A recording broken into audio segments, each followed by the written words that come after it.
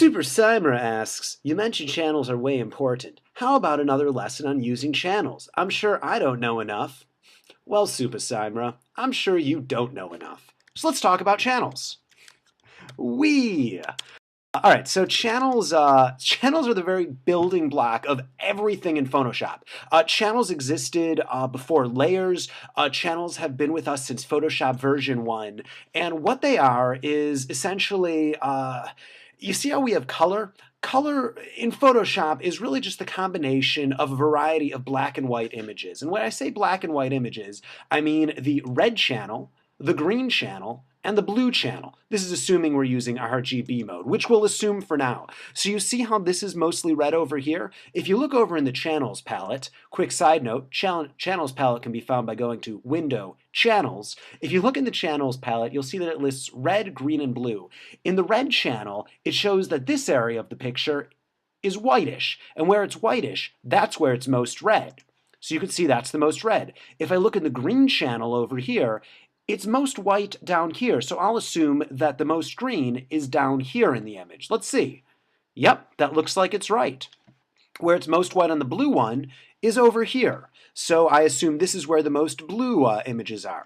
Great, so this is where the red is primarily, this is where the green is primarily, and this is where the blue is primarily. And in the channel palette, in RGB mode, red, green, blue mode, for those keeping track at home, where it's white is where that color is most. So to kind of show you what I mean, we have a blue channel, a red channel, and a green channel.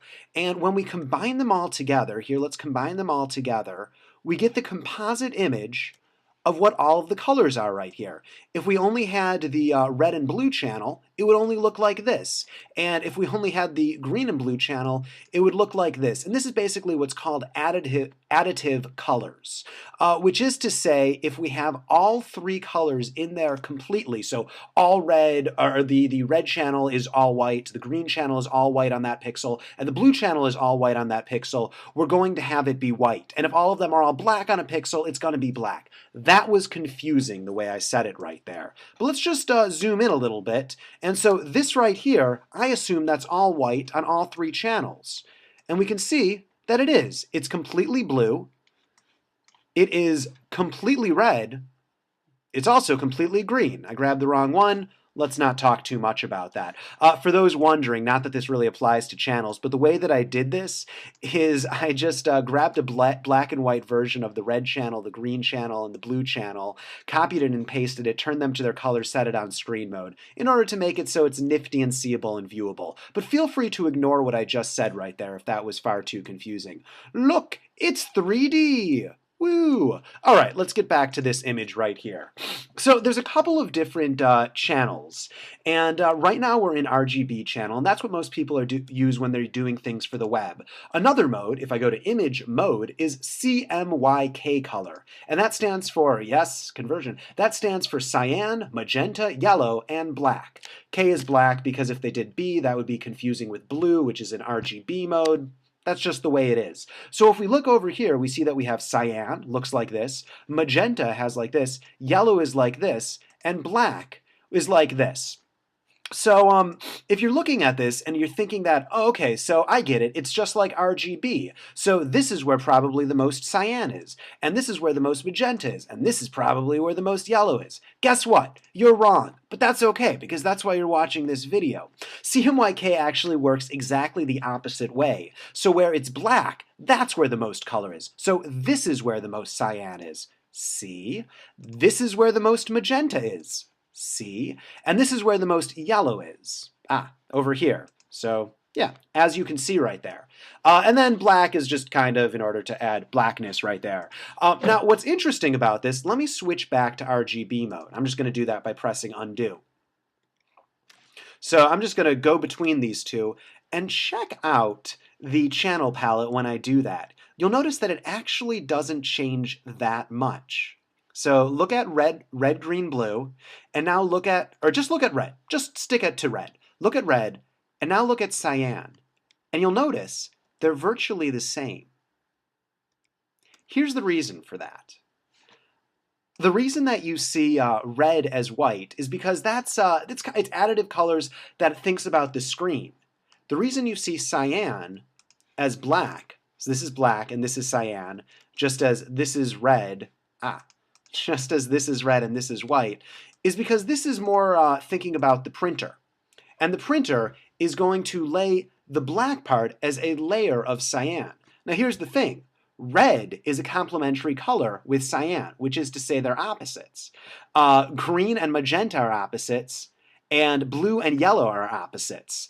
So if we're seeing it be black where yellow is showing up, and we're seeing it be white where blue shows up, that's going to be the opposite right there. I'm not sure if that completely made sense, but I'm pretty sure it did, so I'm going to keep going on. All right, so you're looking at this, and the question is, all right, this is great. I can see that it's made up of this red, green, and blue. When you combine them together, that's how we get a color image in Photoshop. Whenever we look at a color image, any color image at all, it is made of these red, green, and blue channels, each of them individually black and white. But because with those three primary colors we can create any color, we get all the colors of the rainbow with that. Why does this matter? I mean, it's cool from a theory perspective to know what's going on behind the scenes of Photoshop, but, really, why does this matter? Well, let's take a green screen photograph here. Let's do a little bit better one like that. Now, I'm going to look at the individual channels here. Red, green, blue. So you'll notice that if I go to green, green is all white, and these are all colors. So if I were to copy this channel out, paste it in right here, and let's go to layers here. You can see it pasted as its own layer. And then I'm just going to do a quick curves correction, and let's set this as white and just everything else as black. Here we go. That looks pretty good right there. I'm going to say, okay, copy this, and just copy this and say create a mask for this, paste in the, paste in this right here into the mask. Let's actually invert it. Very simply, because we were able to understand how channels worked, we were able to very quickly get a selection of this on a green screen. Now that was a little bit confusing, so I actually have a video dedicated to exactly how to do that. So if you just click this box right here, this little fadey gradient thing, here I'll even type it in right here. Box over here, you can actually go to a much more in-depth thing of moving channels into masks. So anyhow, that's one use of using a channel right there. So that's one great thing about channels. What's another great thing about channels? Well, I showed you RGB mode. I showed you CMYK mode. There's one other mode that you can do channels in, and that's LAB mode, and very few people know about this mode. The way that this mode works is instead of breaking it into red, green, blue, or cyan, magenta, yellow, and black, it breaks it into lightness, A, and B. And what A is, it's a gradation of colors from purple to green, and what B is it's a gradation of color from yellow to blue. I'm not going to get into LAB mode because this can be a little bit confusing right here. Dan Margolis. Google Dan Margolis LAB color, and you will see some amazing results of things to go into LAB color. It gets a bit of depth. But one thing you can do with LAB color is if you only affect the lightness. Here, let's actually go here. Go into curves. You can see I can affect lightness channel, A channel, or B channel. If I'm only affecting lightness, I can actually control the contrast with having absolutely no impact at all on the hue. Anyhow, this is something I imagine you're not going to get into if you're doing channels for the very first time. Let me show you one other thing that's pretty amazing with channels and how it's very much the building block of how everything's based off of. Let's say that I wanted to turn this into black and white. This is a terrible picture to turn into black and white, but hey, let's say I wanted to do it. So I'm going to click on black and white right here, and in my properties panel this pops up. Oh, Photoshop CS6, you so exist now. And what you'll see exists is red, yellow, green, cyan, blue, and magenta. Sound familiar? It should. It's the three channels of red, green, blue, and the three channels of cyan, yellow, and magenta. So all we're doing is we're mixing and matching those three individually black and white images, and it's a matter of how much of each do we want to show. Is that confusing? You look confused. I'm seeing on your face you're a little bit confused. All right, so let me show you exactly what that's doing.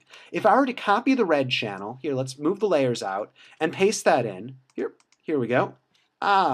Here we go. So you see what I needed to do in order to paste it in was to see all of the RGB colors by clicking on RGB, then press paste. Let's call that red. And then I'm going to go to the green channel and press Control Copy and then paste it. And let's call this green. And then go to the blue channel, select it all, and then paste that in. And let's call this, you guessed it, blue.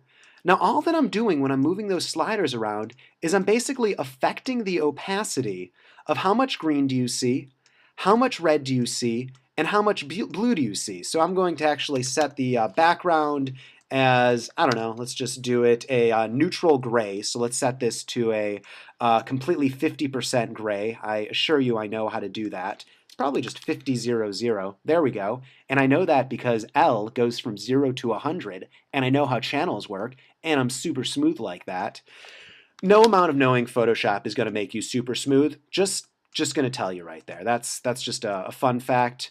Photoshop does not help you with the ladies. That's just a sad thing about it. And really all I'm doing is I'm moving around the opacity. And that's what's happening when here, let's delete all of this right here. That's basically a simplification of what's happening when I go to black and white and I just move these sliders around.